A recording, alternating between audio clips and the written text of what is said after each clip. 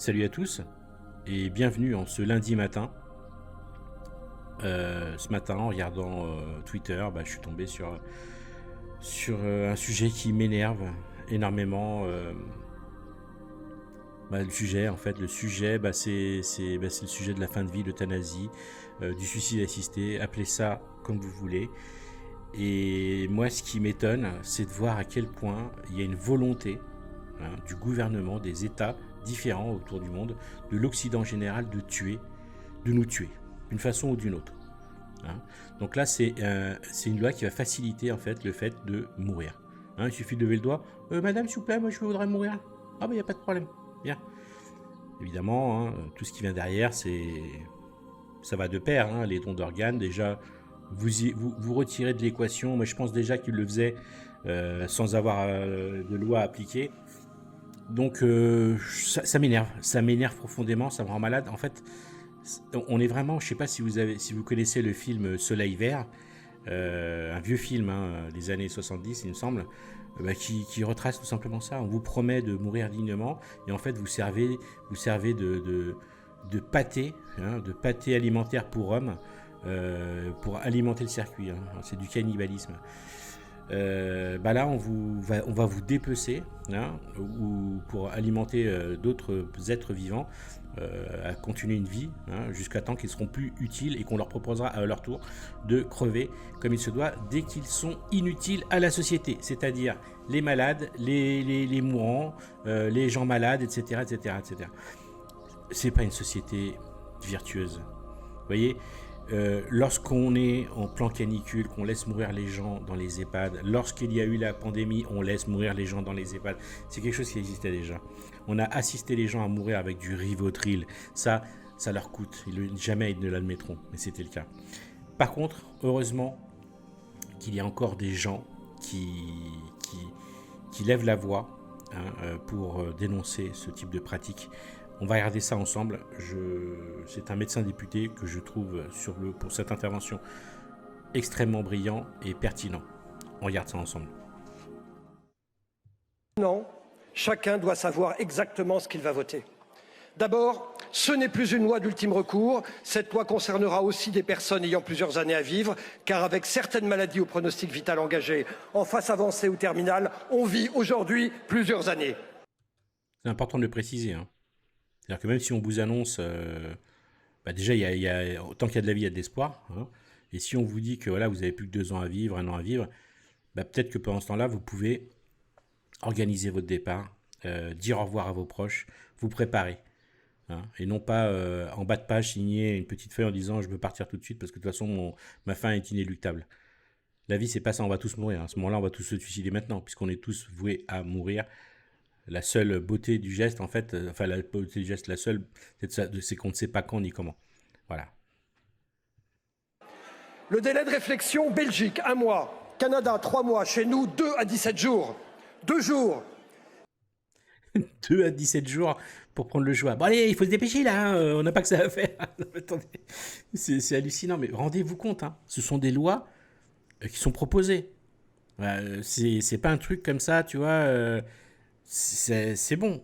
C'est-à-dire que bientôt, quand vous irez à l'hôpital, on vous demandera votre numéro de sécurité sociale, l'adresse pour votre facturation, etc. Et en fin de questionnaire, est-ce que vous voulez mourir ? Non. Qui n'a jamais voulu mourir un jour et vivre 2 jours après, mes chers collègues ? C'est pas faux. Moi, il m'est arrivé d'avoir des rages de dents, où sur le coup, j'aurais préféré crever tellement j'avais mal. Mais une fois que j'ai été soigné, j'avais plus envie de crever, j'avais plus envie de mourir, tu vois. Il a pas tort. Ce texte ignore un fait fondamental. Le désir de mort est fluctuant. La collégialité, le patient pourra n'avoir rencontré qu'un seul médecin physiquement. Nous proposions l'avis obligatoire du médecin traitant qui connaît mieux le patient que lui et d'un psychiatre. Refusé. Oh tiens donc, c'est refusé. Non, le bon sens, on évite. Des fois qu'on lui fasse changer d'avis. Nous proposions une commission de contrôle avant le geste. Refusé.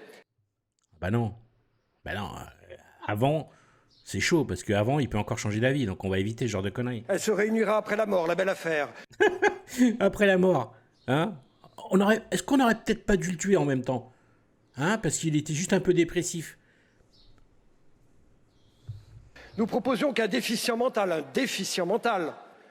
un bipolaire, ne puisse jamais être euthanasié. Oui, ce qui me semble être logique, hein.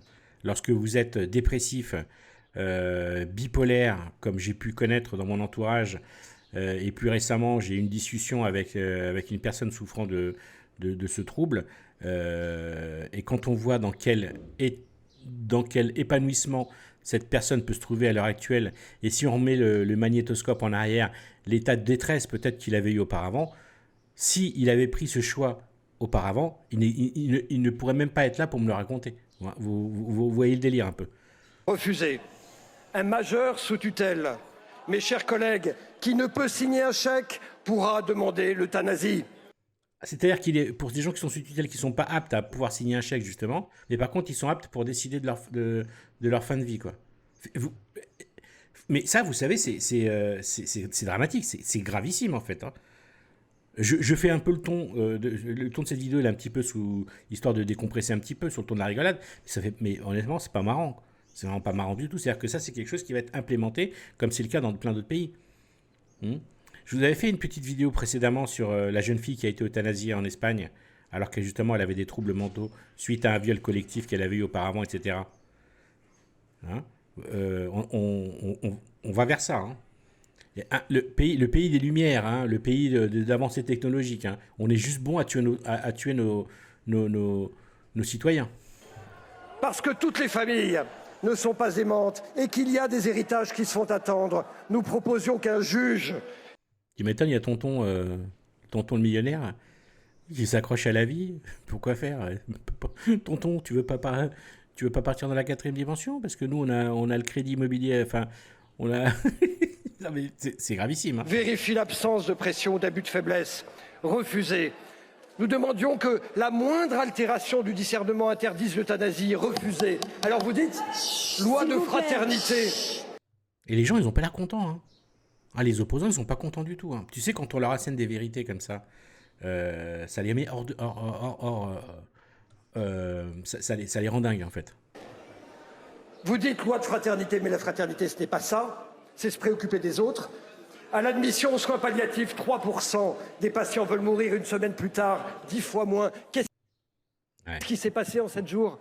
Eh bien, on a répondu à leurs besoins. Quand on s'occupe des gens, la demande d'euthanasie disparaît. C'est totalement vrai, ça. Quand on s'occupe des gens, l'envie de mourir disparaît complètement. On s'accroche à la vie. Mais de toute façon, c'est pour ça qu'ils font tout ce qu'ils peuvent pour nous rendre la vie impossible. Pression économique, pression morale, culpabilité. Tout ça fait que lorsqu'on arrive dans un état où on est un peu plus vulnérable et fatigué, on a envie de lâcher prise, on a envie de mourir. Mais tout ça, c'est un calcul maléfique, mais machiavélique, j'ai envie de dire, qui est fait en amont pour qu'on en soit dégoûté. J'ai l'impression que tout est préparé pour ça. Regardez la débauche de moyens qu'ils prennent pour ce genre d'initiative, alors que la plupart des hôpitaux n'ont pas la climatisation. Les maternités sont mal préparées pour accueillir la vie. Par contre, ils font tout pour accueillir la mort. Ces bandes d'enfoirés. Vous dites, c'est une loi de liberté absolue. Mais la liberté absolue, ça n'existe pas, nous ne sommes pas seuls. Et puis, est-on libre quand on souffre de dépression? Bonne question. La dépression est une aliénation, en fait. Les psychiatres savent bien que non. Est-on libre quand on ne peut pas se payer d'aide humanitaire ou matérielle? Quand on est grabataire, seul, qu'on se sent sale dans son lit et que l'infirmière ne passe que le lendemain, on est moins libre de ses choix que si l'infirmière est là en permanence. Oui, vous n'êtes pas content. C'est une vérité vraie, quoi. Mais je vous le dis, quand on ne peut pas se payer l'infirmière 24 heures sur 24, les jours et les nuits sont plus pénibles. Et ça peut donner des envies de mort. Alors vous dites, on ne forcera personne. Mais attention, dans une société traversée par les inégalités, où l'on inculque insidieusement à certains qu'ils seraient un fardeau, la liberté proclamée peut se muer en pression silencieuse, pousser les plus vulnérables vers la sortie, les inciter à s'effacer eux-mêmes. Ouvrez les yeux. C'est déjà le cas au Canada. Pour un quart des Canadiens, la pauvreté est désormais une raison valable pour demander l'euthanasie. Vous vous rendez compte ? la pauvreté. De toute façon, je vois bien que tout ce qui a été mis en place avec Trudeau à l'époque, avec Macron ici, de nos jours, et tous les autres pays en Angleterre, on voit que le schéma, le pattern est toujours le même. Hein. C'est dramatique. Hein. Mais vous vous rendez compte, la pauvreté peut être l'une des raisons de disparaître. Hein. Peut-être pour soulager nos enfants ou quiconque, hein, je ne sais pas. Hein. Bah, comme ça, ils restent entre élites. Hein. Hein, vous ne posséderez rien, mais vous serez heureux. Il ne faut pas avoir peur. Hein. Il ne faut pas avoir peur de la mort. Il faut partir. Non, non, mais ouais, c'est bon, vous êtes vraiment des fils de pute. Hein. C'est vraiment voilà. Hein, comment voulez-vous défendre une loi pareille, si ce n'est tous ceux qui sont intéressés par ça? On les connaît, hein, le camp du bien. Voilà. Tous ceux qui proposent ce genre de loi de merde là, mortifère, ce sont ceux qui se disent être dans le camp du bien, de la tolérance, de la bienveillance, de tout ce que vous voulez imaginer. Voilà. C'est les mêmes. Il n'y a qu'à voir. J'aimerais bien savoir qui propose ça, quoi. Et le handicap pour 50%. Vous, mes chers collègues. Ouais, personnes handicapées, pareil. Ça, on l'a déjà vu. J'avais déjà fait une émission là-dessus qui était horrible. Des personnes qui souffrent de handicap physique et tout ça, là. Plutôt que de les aider, bordel de merde, de créer des infrastructures qui soient adaptées à leurs besoins. Ben non, on ne va pas se faire chier à ça, on va les supprimer. On va leur donner l'option, hein, on va leur donner le choix. Comme on a vu là, le choix il est vite répondu. Hein. Vous pourrez choisir. Ouais, vous pourrez choisir. Vous pourrez vous payer une infirmière parce que vous avez de l'argent. Vous pourrez choisir les soins palliatifs parce que vous avez des relations. Cette loi, c'est une loi votée par des gens riches et bien portants qui ont peur de la déchéance, mais qui s'appliquera aux autres, à ceux qui ne peuvent pas vraiment choisir. Non, mais ne me dites pas que le SDF et le milliardaire a le même choix, ce n'est pas vrai. Surtout pas vous, s'il vous plaît. Surtout pas vous. Incroyable, non? Il y a une autre vidéo, hein, je vais vous la mettre tout de suite. Alors voilà, je ne sais plus si c'était le même jour ou une autre intervention de la part de ce médecin député. Bah, regardez ce qu'il dit, c'est intéressant aussi. C'est rapport au don d'organes. Et vous savez, je vous parlais de la jeune fille en Espagne qu'on a euthanasiée.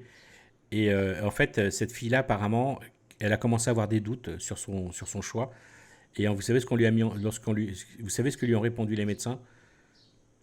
Tu ne peux pas faire marche arrière. Tu as déjà engagé tes organes pour sauver énormément de vies. Et c'est exactement ce que va dire ce médecin-là. Je vous fais un spoiler. C'est ça en fait. C'est qu'on vous met en opposition. Vous imaginez, si en plus vous êtes un peu fragile, on vous dit que grâce à vous, vous allez sauver des vies. Comment vous voulez faire marche arrière une fois que vous êtes entre guillemets engagé?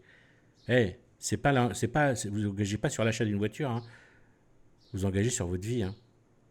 Normalement, il devrait être possible de pouvoir faire marche arrière à n'importe quel moment. Je vous dis, on vit dans un monde malade. Hein. Hein, avec des lois qui sont votées par des gens malades. Hein. Écoutez. Au Québec, 15% des euthanasies s'accompagnent d'un don d'organes. Donc ce n'est pas quelque chose qui n'existe pas, c'est quelque chose de très fréquent. En Espagne, je crois qu'on est à 25%. Il faut vérifier le chiffre, mais on doit être à ça. Donc il y aura, si on légalise l'euthanasie, le suicide assisté, des dons d'organes. Et voyez-vous, l'idée de tu peux sauver une vie en mourant, ça peut être une pression. Et je vous demande, vous pouvez être pour, vous pouvez être contre la loi, la question n'est pas là. Je vous demande de regarder ça avec grande prudence. Le fait qu'on puisse accompagner l'idée je meurs et je sauve une vie peut être une pression. Et on ne peut pas le balayer. Bon, voilà, je pense que tout est dit. À vous de vous faire votre propre idée. Moi, je trouve ça tout simplement abject. C'est malheureusement le reflet de notre société aujourd'hui, une société égoïste, une société qui ne se préoccupe plus des personnes vulnérables. On préfère les éliminer, les retirer de l'équation. Mais on le voit bien aujourd'hui, une société où on veut se débarrasser de nos vieux. On veut les foutre dans des EHPAD le plus tôt possible parce que ça nous dérange maintenant de les avoir entre les pattes. On est bien contents. Ce sont nos parents qui nous ont torchés quand on était petits, qui nous ont aidés à grandir, à nous construire. Une fois qu'ils sont vieux, on les met de côté. Mais quelle société injuste. Réfléchissez à ça. Moi personnellement, j'ai un profond respect pour les gens qui ont fait ce que je suis aujourd'hui. Et les voir pourrir dans un EHPAD où on sait très bien, où pour la plupart vont être maltraités.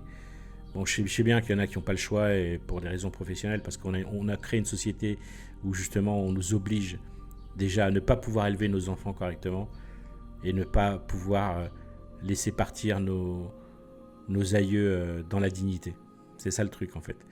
Tout est construit pour que ce soit de plus en plus inhumain pour nous-mêmes, pour nos enfants et nos vieux. Voilà. Je suis pas content, comme Greg Tabibian, mais ça me rend malade, ce genre de choses, ça me rend malade, c'est pour ça que je me suis jeté sur le PC, je vous ai fait cette petite vidéo, peut-être qu'elle fera écho en vous, peut-être que vous n'êtes pas d'accord avec moi, peut-être que vous l'êtes, mais voilà, je pouvais pas m'empêcher de la faire. Allez, à bientôt, ciao.